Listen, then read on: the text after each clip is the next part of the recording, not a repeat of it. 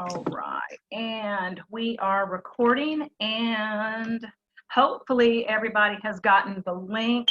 We sent that out about 4 or 5 times, and for those of you, I am Joanne Johnson, the Executive Director of the Oconee County Chamber of Commerce. Thank you so much for joining today. We have with us Sheriff Crenshaw.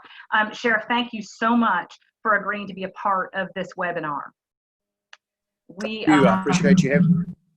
Yeah, I'm really looking forward to this, and I know that a lot of our listeners and viewers are as well. Let me just say one real quick thing. As I mentioned, we did send the link out 4 or 5 times. The webinar is a new thing that we're doing. It's a little bit different than the Zoom meetings.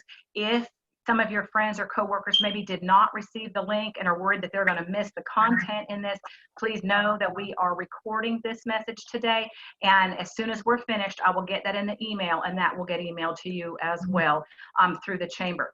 So let's go ahead and let's get started. So the first thing, Sheriff, I wanted to ask you was about the key holder program. Can you share a little bit about that and what it is that for the folks that maybe don't understand? We call it our key holder contact program. And this is something we actually started at the beginning of the year in partnership with the Sheriff's Foundation. We had discussed it as a way of deputies. Sometimes we go out, if you have an alarm system at your business, of course, if that alarm goes off, the alarm company should have information of who the key holder is. And many times the key holder comes out with us and goes through the building. But on many occasions, sometimes, especially places of worship, businesses, deputies will be out. That might be a situation. They find someone in the parking lot of a business. They find a situation, something particularly at a business. Maybe the alarm doesn't go off. And then the deputy there, we don't know who to contact lots of times. You call the number of the business and we don't get an answer. So our Sheriff's Foundation, they actually purchased some stickers. I'll show them to you there. It's about a 4-inch sticker. And the actual stickers that go on the business has a number at the bottom of the sticker. And what happens, our community outreach coordinator, Helen Westmoreland, she'll come out and get information, or right now contact you over the phone and get information of all the key holders for your business.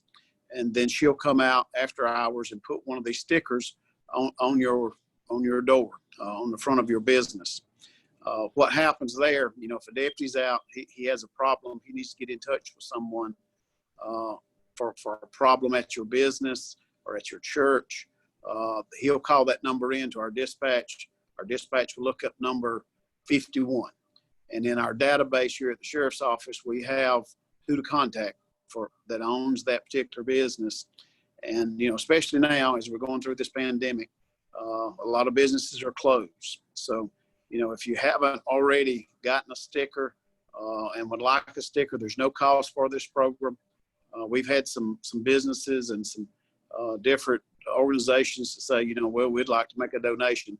And you can do that through the Sheriff's Foundation if you'd like to, but there's no cost. It's free. You can get in touch with Helen through our office here right now at 638-4117, or you can email her and she'll give you a call back at H, first initial of her first name H, and then last name Westmoreland. That's all common spelling, Westmoreland, at OconeeLaw.com. And whether it's fire service that comes out or whoever, they can call our 911 center. First responders can check with our 911 center and get your information. And then going forward, we will be updating that information. We will call once a year and update our database. If the key holders change at your business. But this is just another way for us to get in touch with you, to get connected if there's an issue at your business after hours. I think this is really good because, first of all, it's free. Second of all, it will allow the police officers, if I'm understanding you correctly, to know who the people are that have access to the building. But also, it's going to hopefully deter criminals from breaking into a business. Is that correct? Well, we certainly hope it has a deterrent effect. If someone comes up to your business in the middle of the night, they see this this badge sticker on your window. Hopefully that would have a deterrent effect as well, knowing that that they're a part of this program. Yeah, and I'm glad that you mentioned the fact that businesses are closed, because I do know that that's a concern of business owners in our area, that they're thinking, well, we aren't here. And are we feeling like we have this under control right now, that maybe we're not seeing an increase in any break-ins or anything? Right now, we feel very good. With the schools closing, that gave us the opportunity to take all of our school resource officers, which was 17 additional personnel. And so we've implemented them into the various units throughout our agency to provide that extra patrol. We've told our deputies, churches, schools, businesses, daytime and nighttime, we've asked them to provide extra patrol to check on those locations. But at the present, we have not seen an increase, and we hope that having that visible law enforcement presence, additional law enforcement presence in the community, we can continue to deter any type of criminal activity. Absolutely. And would you suggest too, maybe, that we all kind of keep a lookout on our neighbor, and if we see anything going on, to call you? Absolutely. Those essential businesses that may be open, the old saying that we've heard many, many times, if you see something, say something. If you see something, call us. We would rather come out and it be nothing than you not call and come out. So yeah, if you see someone hanging out at your neighbor's business that happens to be closed at this time, something's just not right, somebody in the parking lot, whatever, give us a call. We would love to come out and check it out. All right, excellent. Thank you. So if we can, let's kind of transition into the pandemic, because I know that this is first and foremost, obviously, in everybody's mind, and everybody has a lot of questions.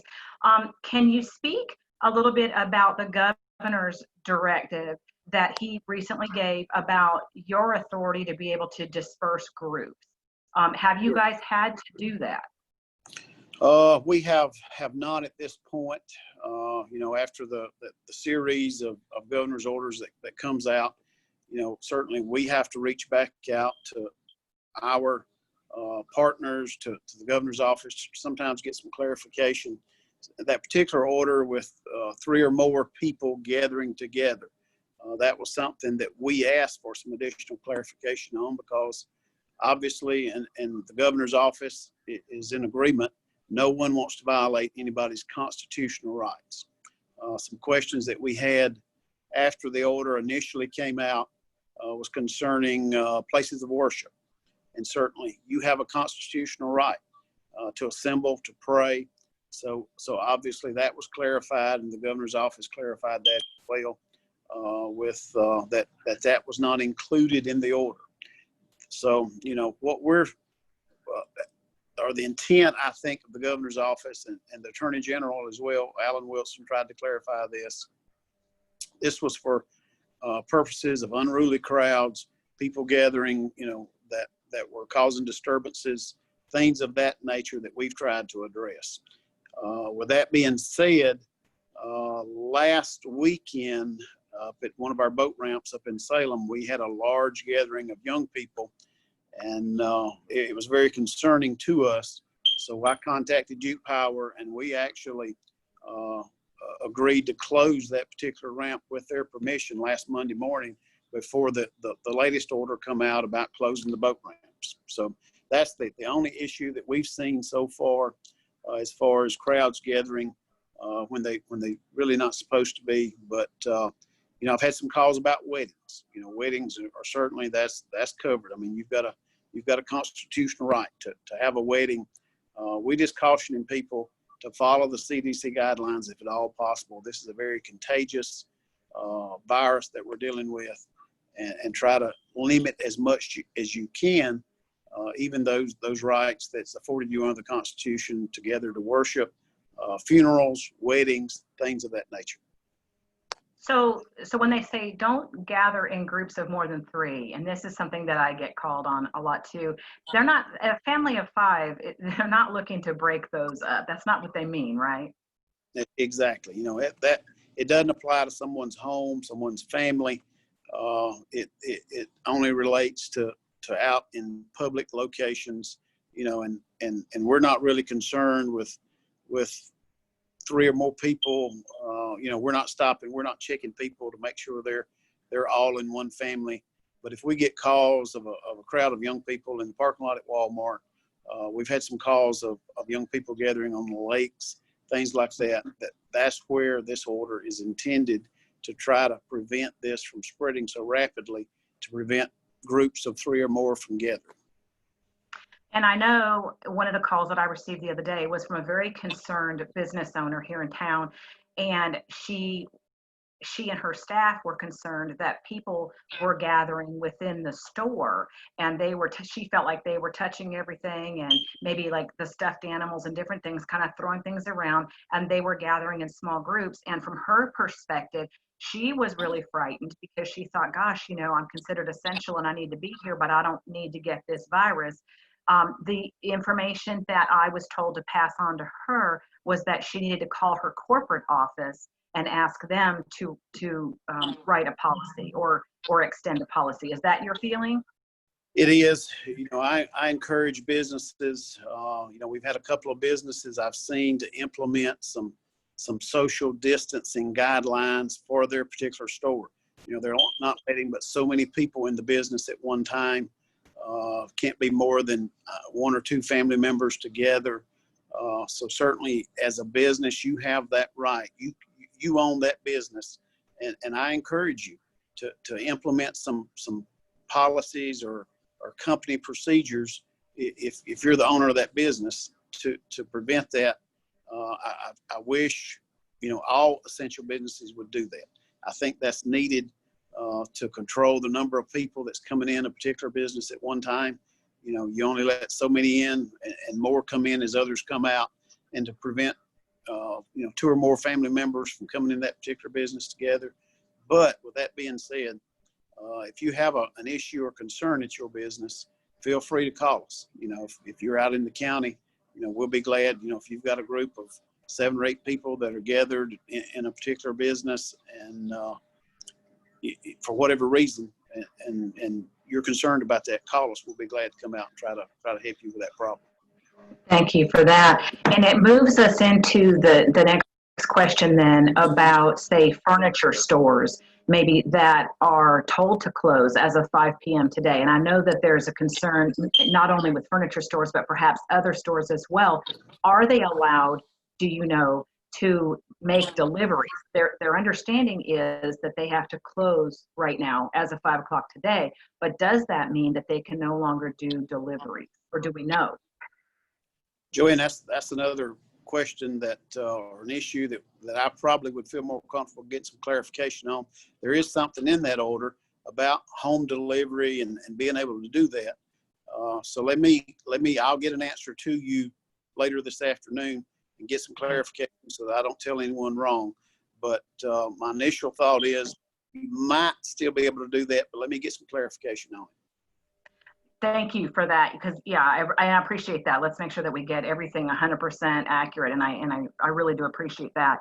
Let's talk about what this virus is like from your perspective and from your team's perspective. Is this something that you guys feel like we really do need to take to heart?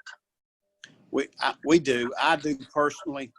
I've told my staff and our deputies, this is like an invisible enemy to us. We train a lot about active shooters, and we provide businesses some insight on that. This is almost like an invisible active shooter that we can't see. We've tried to go by the CDC guidelines that tells us this is a very contagious virus. If you get around someone, there's a higher percentage that you will catch it. We're seeing late reports now saying that it's affecting, it is affecting more of our seniors, but it also is having some concerns and health problems with young people as well, middle-aged people as well. So there's still some unknown about that. So yeah, I'm taking it very serious. Our staff is taking it very serious. Yeah, I mean, they're saying that it's being spread by asymptomatic people, meaning that they're not exhibiting symptoms at this time. And so if just because you feel fine, just because you look fine and you don't think that you have anything, you actually could be infecting the person next to you. Or if you are working at a plant, say, and you're being exposed to this, because at this point they're still considered essential businesses, correct? That's correct. So, what I've told my husband, because he's having to be out in the community working, he's in construction.